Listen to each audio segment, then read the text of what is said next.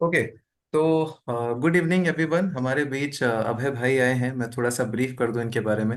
अभय भाई ने 6 अटेम्प्ट दिए हैं और 6 के 6 बारी इन्होंने मेंस लिखा है।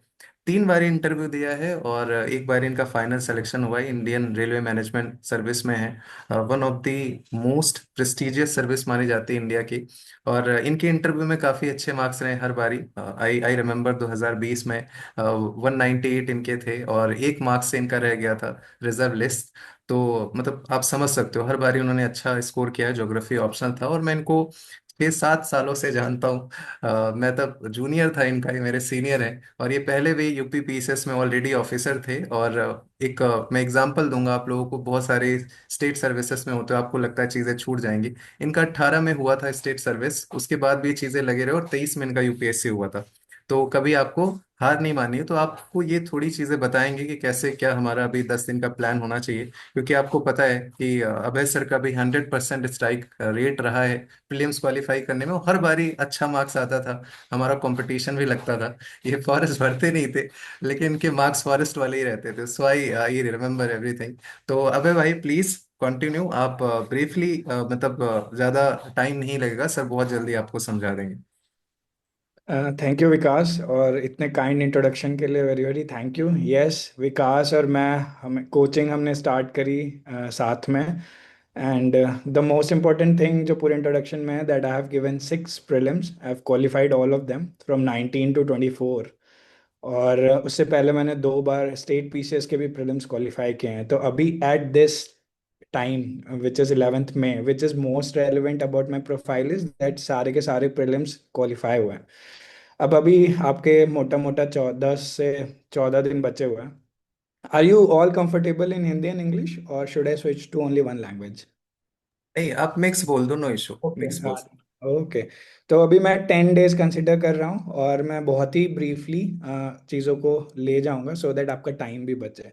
तो अभी जो चल रहा है वो है कि आपका 10 दिन 12 दिन बचा है, तो क्या होगा, एनजाइटी होगी, stress, confusion, lot of things. और अभी वॉर भी हुई, तो उसमें क्या है, आपको बहुत सारी अनसर्टेनिटी दिख रही होगी कि what is going to happen, whether exam will happen और नॉट। सो एग्जाम तो हो रहा है बिकॉज सीज फायर हो गया है, तो most likely it will happen. मैं ये फेस से लगभग 8 बार जा चुका हूँ।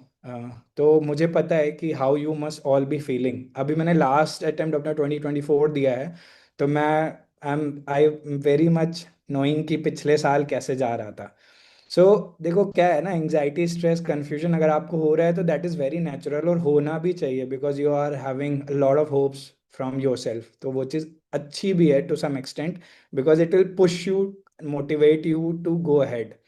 अब इसके आगे मैं कैसे इसको कम करने क्या करना है, इसको मैंने 2 पार्ट में डिवाइड किया है। एक है जो आपके एटीट्यूड से रिलेटेड है, day to day life, next 10 days कैसे आप ले जाओगे, और एक है जो आपको सब बता ही रहे होंगे। And Vikas, I know him, हमने साथ में प्रिपरेशन की। Is one of the best guy out there prelims के लिए, is one of the best mentors, aspirant, whatever I call him. मैंने भी इनसे लर्न किया है, अभी बीच में भी बताऊंगा how I have learn from him. So सबसे पहले और जो मोस्ट इंपॉर्टेंट पार्ट है आज के टाइम पे जो मैं बोलूंगा, that is attitude. and that is the X factor going after, means in the next 10 days, that's gonna be your X factor। आपने बहुत कुछ पढ़ा है, सालों से पढ़ा है, 10 दिन में पढ़ा है, पिछले 3 महीने में पढ़ा है, वो सारा मैटर तब करेगा when you have the self belief and the attitude in yourself। और एटीट्यूड को मैं 3 कैटेगरी में ले जा रहा हूँ: attitude for the next 10 12 days, attitude on the day of exam for both first paper and the second paper, and attitude while solving every question। These are the three main places where your attitude will matter a lot। तो अब अगले 10 दिन में attitude क्या रखना है, एक तो टाइम मैनेजमेंट है फर्स्ट ऑफ ऑल, उसको कैसे करेंगे वो भी मैं ब्रीफली आऊँगा। इसके अलावा देखो, आप लोग में से कई लोग, मैं भी पढ़ता था रात रात में, तो एक स्लीप साइकिल डिस्टर्ब हो रखा होता है। तो अगले 10 15 दिन में आप अपना स्लीप साइकिल सही कर लो। ये कॉस्मेटिक थिंग्स हैं जो मैं बता रहा हूँ, after that I will come to the other part of it. दूसरी चीज़ है O M R sheet management, या ओ एम आर शीट से आप गो थ्रू कर लो खुद को। बिकॉज क्या होता है कि आपको अप्रोच नहीं पता होता, how I am gonna fill O M R sheet in the final exam. और वहाँ ब्लंडर करना इज लाइक क्राइम, तो करना क्या है, आपको खुद से एक स्ट्रेटेजी कर लेनी है। डेली ओमा शीट ले लो, एक दो क्वेश्चन जो आप 10 का सॉल्व कर रहे हो उसको वहाँ मार्क करो, और देखो कि मैं फाइनल एग्जाम में कैसे मार्क करूंगा, हर 15 मिनट में या हर 20 क्वेश्चन के बाद। कभी भी पूरी ओमा शीट एक बार में करने की कोशिश मत करना, बहुत मिस्टेक्स होते हैं। मेरा भी, इवन मैं 20-20 करता हूँ, उसमें भी मैंने गलती करी थी, एक बार ऊपर नीचे हो गया था। तो ये, आपको नॉलेज बहुत अच्छा, आपने पेपर बहुत अच्छा किया, बट ओएमआर शीट भरने में गलती कर दी एंड यू आर आउट। और हर एक क्वेश्चन पे फाइट होती है। तो OMR sheet, sleep cycle and time management, ये तीन चीजें हैं जो ओवरऑल आपके नेक्स्ट 10 डे डिफाइन करेंगी। Now coming to the other side of it, where I have written strategic revision and all, सबने आपको बहुत कुछ बताया होगा and I am very sure आप अगर विकास के पास हो या उनके थ्रू मेंटर हो रहे हो, तो आप ये सब बहुत अच्छे से कर रहे होगे। But for the next 10 days अभी होता क्या है, रिवीजन रिवीजन, सबने बोला होगा रिवीजन करो, बट कैसे रिवीजन करना है? तो रिवीजन भी रैंडम नहीं होना चाहिए, रिवीजन भी बहुत स्ट्रैटेजिक चलना चाहिए। उसके लिए आपको सब्जेक्ट एंड थीम, जो कि आई थिंक विकास ने भी कवर किया है कई वीडियोस में, जो मैंने थोड़ी बहुत ओवरव्यू लिया है। तो सब्जेक्ट में I will put one bracket में आपके polity, then economy, environment and geography. See, environment and geography are game changer, because ये एग्जाम फॉरेस्ट के लिए भी होता है, तो वहाँ से भी क्वेश्चंस आते हैं। अगर आप हर साल का देखोगे ना, तो लगभग 25 to 30 क्वेश्चन आते हैं, समटाइम्स मोर देन दैट। और वही आपका ब्रेक एंड मेक टाइप का सब्जेक्ट है। अगर आपके ज्योग्राफी और इन्वायरमेंट अच्छा निकल गया, और तो बहुत हाई चांस है कि आप सेलेक्ट हो जाओगे अच्छे कट ऑफ के साथ। तो ये चार सब्जेक्ट में रिपीटेड थीम्स हैं, और उन थीम्स को रिवाइज करना है। Revision should be strategic based on the subject and theme. और इन चारों सब्जेक्ट में जो आपके स्ट्रांग हैं उसको पहले पहले उठा के आपको थीम वाइज रिवीजन करना है। नेक्स्ट आता है PYQ, which is very important. अभी तक कर लिया है, वेरी गुड। नहीं किया है तो अभी भी बहुत टाइम है आपको करने के लिए। और इसमें एक चीज़ तो मैं जरूर कोट करूंगा विकास के PYQs। एक तो एटीट्यूड की जो बात कर रहा था ना, उसमें एक PYQ से भी एटीट्यूड डेवलपमेंट होता है। और विकास की वीडियोस से मैंने अपने थर्ड अटेम्प्ट के बाद भी उसकी वीडियोस, मैंने जब वो आए तो मैंने उसे देखा, और उससे मैंने अपने स्किल्स को ऑन हॉन किया। बिकॉज कैसा था, मैं अपने हिसाब से कर रहा था, हो भी रहा था, but after watching his videos also, वो एक अलग जो आप एक माइंडसेट होता है ना, जो उस समय नहीं हो था मार्केट में, वो चीज़ भी पता चली। और विकास का जो वे ऑफ अंडरस्टैंडिंग और सॉल्विंग द क्वेश्चन था ना, वो बहुत अच्छा था। एक्चुअली हम, मेरा और विकास में एक एग्जांपल दे रहा हूँ, मैं एक्यूरेसी पे जाता था, तो मैं 75 to 80 पहले अटेम्प्ट्स में करता था and I use to get most of my answer correct. फिर विकास क्या करता था, 100, 90, 99 क्वेश्चंस करता था। तब मेरे को उसकी स्ट्रैटेजी तब नहीं पता थी, but yes we discussed and फिर तो वीडियो ही आ गया कि how he use to solve those many question, और हर बार ऑलमोस्ट कट ऑफ आपकी फॉरेस्ट की भी क्लियर करी है। तो PYQ पे मैं इसलिए स्ट्रेस कर रहा हूँ because see, PYQ is the crux. अगर आपको डिमांड समझ आ गया, और आप कैसे उसमें PYQ में क्वेश्चन क्वेश्चन जो मेकर है वो कैसे ऑप्शन सेट कर रहा है। बिकॉज यार देखो, लॉजिकली एक ही सही है, बाकी गलत हो जाएंगे। आपको वो ढूंढना है। आजकल देखो पैटर्न चेंज हुआ है, 23 onwards, one only, two only आया है। But still PYQs are the backbone. अगर आप कर लो, और अभी भी टाइम है, 2-3 बार वीडियो भी देख लोगे ना, तो it will help you a lot. फिर एक नेक्स्ट आता है स्टैटिक वर्सेस करंट अफेयर्स। अभय अभी अभय भाई, मैं इंटरप्ट करना चाहूंगा। Yes yes yes. जो लोग देख रहे हैं वीडियो, जो कोर्स के पार्ट नहीं है, मैंने फ्री में भी पीवाईक्यू डाल रखे हैं। आप यूट्यूब पे जाओगे, सर्च करोगे, तो आपको सैंपल 1-2 साल का मिल जाएगा। बाकी चीजें आपको वहाँ सारा डिस्क्रिप्शन में दिख जाएगा, तो आप देख सकते हो। मैं डाल दूंगा डिस्क्रिप्शन में। Yes yes yes, it's open for all, so you can refer to his videos. Next topic जो कई लोग पूछते हैं, या मेरे लिए भी एक प्रॉब्लम है, प्रॉब्लम एरिया हमेशा रहा कि स्टैटिक पे जाऊं या करंट अफेयर्स। तो मैं अपने एक्सपीरियंस से आपको बता दूं, करंट अफेयर्स पे स्टैटिक क्वेश्चन बेस्ड होते हैं, खासकर पॉलिटी एंड इकोनॉमी जैसे सब्जेक्ट्स में। Science and tech is mostly current affairs. But अभी अगले 10 दिन में से एक चीज़ आप जान लो, जितना भी कंपटीशन है ना आपका, वो आपका स्टैटिक पे है। बिकॉज मैं बताऊं, 2022 में मेरा इंटरव्यू हुआ, I could not get a rank in the final list, और उसके 10 दिन बाद ही मुझे प्रीलिम्स देना था, which again I qualified with good marks. तो हो क्या रहा है आपका, अगर स्टैटिक बहुत स्ट्रांग है, स्पेशली पॉलिटी इकोनॉमी में, बिकॉज कॉन्सेप्चुअल क्वेश्चंस आ रहे हैं, स्टैटिक डिपेंडेंट है। अगर वहां आपने एज ले लिया, सारा कंपटीशन स्टैटिक का है, अगर आपने स्टैटिक में गलती कर दी तो आप कंपटीशन लूज कर रहे हो। करंट अफेयर्स में क्या है, जो प्योरली करंट अफेयर्स बेस्ड किसी भी टॉपिक में आते हैं, उसमें होता ये है कि रैंडमनेस अगर हो रही है तो वो सबके लिए इशू है। मतलब everybody whosoever have studied seriously, किसी को भी वो क्वेश्चन 100% श्योरिटी से नहीं आता है। अब आप वहाँ पे अपना ह्यूरिस्टिक, अपना पास नॉलेज और पीवाईक्यू जैसे विकास ने सॉल्व करके दिखाया है, अगर वो यूज करके समहाउ आप उसको सही कर ले रहे हो, तो you are getting an added advantage. But again I am saying static is the king. अगर वहां गलती हो रही है तो आपका, अब you are sure to not qualified. तो whether to go for static and current affairs, अगर ये क्वेश्चन मैं आंसर करूं तो static should be most of your preparation right now, which should be at least 70%। And current affairs definitely brush up करिए, but static में गलतियां नहीं, मतलब उसको बिल्कुल इग्नोर करके नहीं जाना ये सोच के कि मैंने इतना करंट अफेयर्स किया है और उधर ही से आता है, तो मैं सिर्फ करंट अफेयर्स करूंगा, स्टैटिक मुझे आ जाएगा। बहुत सारी पॉलिटी में चीज़ें याद भी नहीं आती on the day of exam, क्योंकि आपने लास्ट टाइम पर रिवीजन नहीं किया। आर्टिकल्स हैं, if you know the article by heart, आपके बहुत सारे क्वेश्चन सॉल्व होते हैं बिकॉज उनकी आपको वो पता होती है what is the text of that article. इन ये तो हो गया आपका जीएस बेस्ड। और जो एक सबसे बड़ा गेम चेंजर प्रूव हुआ था 2023 में और आजकल भी, वो है CSAT. Don't ignore it. आपने अच्छे से प्रिपेयर किया है तो वेल एंड गुड, नहीं किया है still you have time. Again CSAT में comprehension, reasoning and then quant is there. आप कॉम्प्रिहेंशन पे फोकस करो। आपका अगर वीक एरिया भी लग रहा है, still comprehension saves a lot of people. और उसके लिए भी आपको कोई अलग से कुछ सॉल्व नहीं करना। पिछले आप 8-9 साल के पेपर उठाओ, उसमें जितने कॉम्प्रिहेंशन है उसको सॉल्व करो और देखो कि ऑप्शन कैसे आपका सही हुआ या नहीं हुआ, और नहीं हुआ तो क्यों नहीं हुआ। उससे एनालाइज करके ही आप समझ जाओगे कि कैसे पूछ रहा है। फिर उसके बाद आप अगर क्वांट में बहुत अच्छे हो तो वेल एंड गुड, नहीं हो तो आप रीजनिंग के टॉपिक्स हैं, calendar, clocks, direction, blood relation, इनको आप थीम वाइज कहीं से भी आप देख लीजिए। Even Vikas can tell you the channel names. And then quant में भी एक बार प्रोबेबिलिटी एंड उसका क्वेश्चन 23 में आया था, जिसकी वजह से काफ़ी लोग सी सैट में नहीं क्वालिफाई किए थे। तो आप प्रोबेबिलिटी का बेसिक देख लो कि अगर बहुत बेसिक क्वेश्चन आ रहा है तो मेरा सॉल्व हो जाए, नहीं आ रहा है तो कोई बात नहीं, छोड़ दो उसे।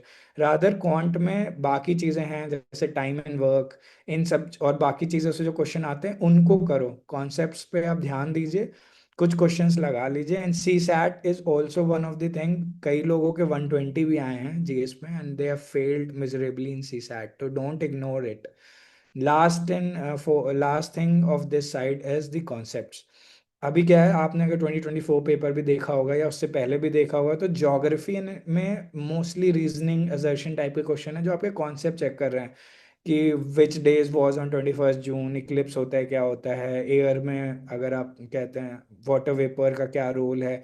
तो अगर आपकी एनसीईआरटी के कॉन्सेप्ट क्लियर है, नहीं है तो focus on that, because conceptual questions आते हैं आपके इकोनॉमी, आपके ज्योग्राफी में। And there are facts also, like map is one of the important thing where you can score a lot.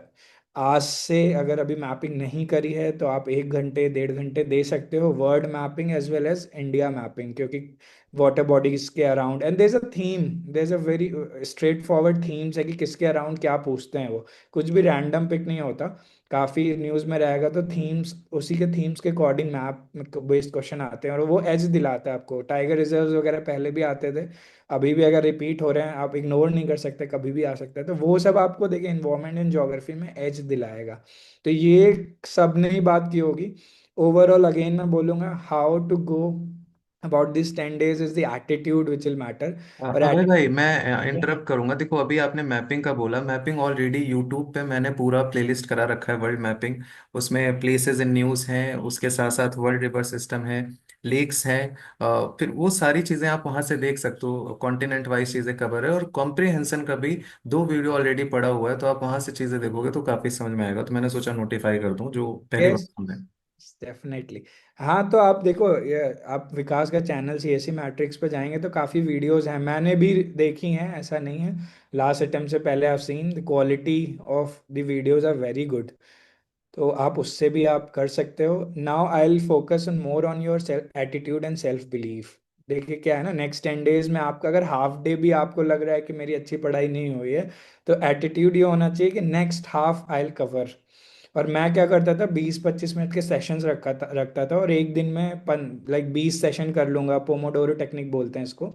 तो आपको जब मैट्रिक है ना, what ever is measured can be improved, एक स्टेटमेंट है काफ़ी पुराना। तो उसमें क्या होता है, अगर आपको पता है ना कि आपने कितने सेशन किए हैं, for example by 12 o'clock have I done 4 session 5 sessions, तो अगर ये अगले 10 दिन आप ये सेशन वाइज स्ट्रैटेजी, जो कर सकता है कर ले, जिसको नहीं ये चीज़ पसंद आ रही वो अपना वे निकाल ले, because there are multiple approaches to this exam. अब हम दोनों की बात करिए तो विकास का अलग अप्रोच से उन्होंने निकाला, मैंने अपने अप्रोच से निकाला। तो there are everyone has their own approach जो आपको सुटेबल लगे। ये मैं अपने एक्सपीरियंस से बता रहा हूँ कि attitude on every day will matter. अब इसको आप कैसे टाइम मैनेज करेंगे, that is up to you. आप पोमोडोरो टेक्निक करिए, आवरली टेक्निक करिए, 3 घंटे का एक सेशन, 2 घंटे का एक सेशन कर रहे हैं वो भी चलेगा। मेरा सिर्फ जो स्ट्रेस है वो है, आपको जो जिस बात पे स्ट्रेस कर रहा हूँ मैं वो है एटीट्यूड अच्छा रखिए। आपका फुल डे आपको लग रहा है बढ़िया पढ़ाई नहीं हुई, still next 9 days are there, I can cover on those 9 day, trust yourself. Next आता है on the day of exam. See अभी एक फ्रेज बोलते हैं ना, लिव इन द मोमेंट, ये मैंने किया है, आपको भी करना चाहिए।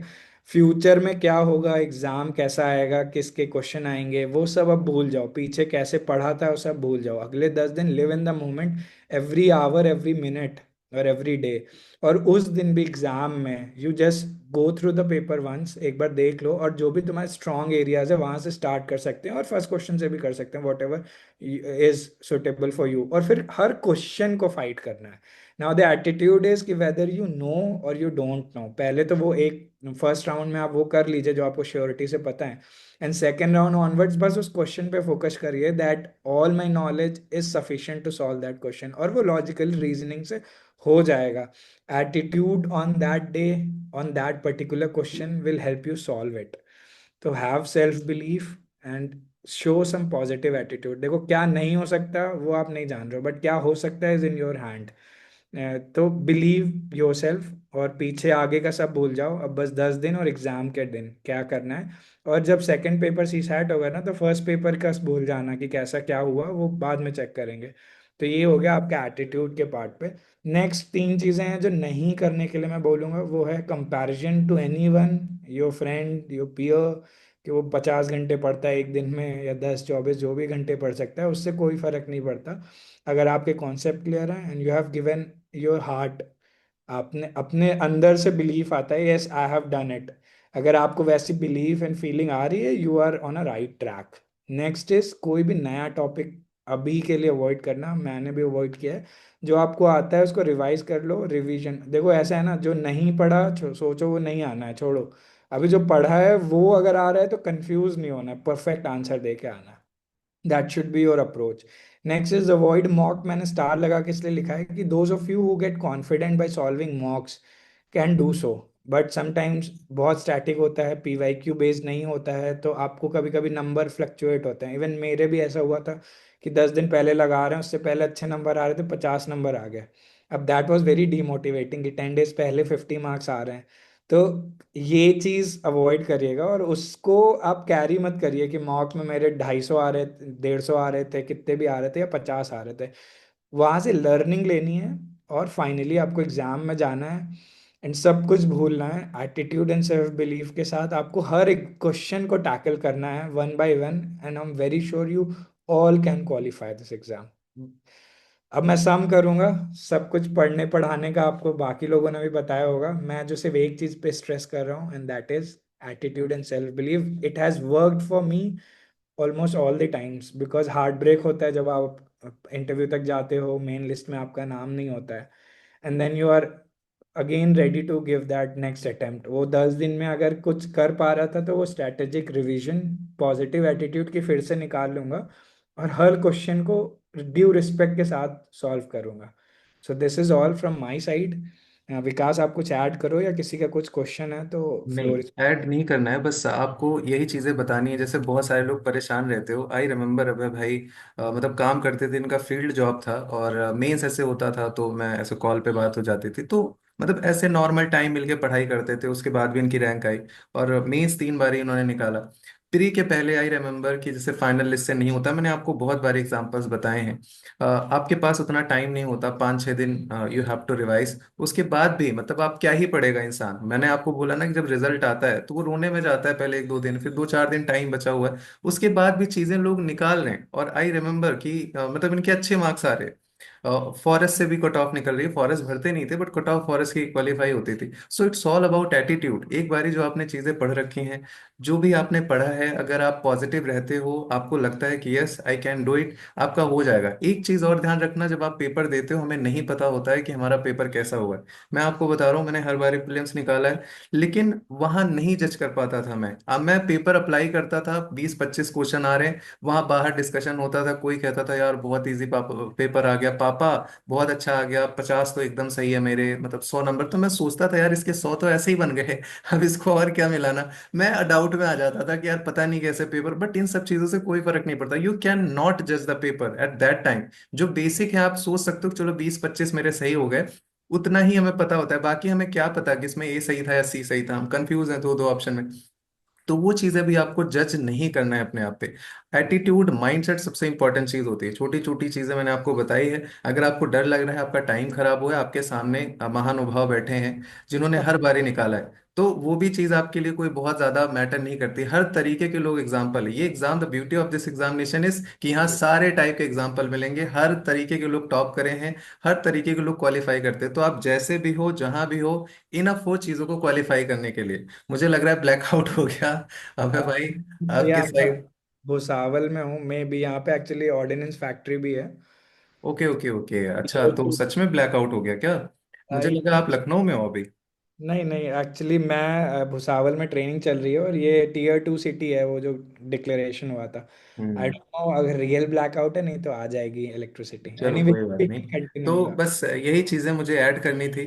बाकी मेरे तरफ से तो ऑल द बेस्ट है ही है, मैं तो हूँ ही आपके साथ जुड़ा हुआ हूँ। अभय भाई, अगर आप कुछ लास्ट चीज़ बोलना चाहो इन लोगों को, बोल सकते हो। उसके बाद मैं आपके डाउट्स ले लूंगा रिकॉर्डिंग ऑफ करके, फिर जो भी आपके डाउट्स हैं वी कैन डिस्कस। हाँ, ये टेलीग्राम चैनल है, जो लोग नए देख रहे हो यू कैन ज्वाइन दैट। बाकी सारी चीज़ें तो डिस्क्रिप्शन में, यू कैन चेक दैट। तो अभी क्या है कि अभय भाई एक बारी बोल दें, फिर हम रिकॉर्डिंग लेंगे, सॉरी, फिर हम आपके जितने भी डाउट्स हैं लेंगे उसकी रिकॉर्डिंग ऑफ करके। ठीक है अभय भाई? तो फाइनली यही है, कंक्लूड करूंगा, 10 days give you heart out, और एवरीबडी हैव स्टडीड। एटीट्यूड अच्छा रखिए, माइंडसेट अच्छा रखिए, सेल्फ बिलीफ रखिए, and I hope to see all of you qualify. बस इतना ही कहूँगा। और बिलीव होना चाहिए, और have self believe in yourself, you can do. I know. Okay okay. Thank आ गई लाइट, तो मैं रिकॉर्डिंग ऑफ कर देता हूँ, उसके बाद फिर हम लोग डाउट ले लेते हैं।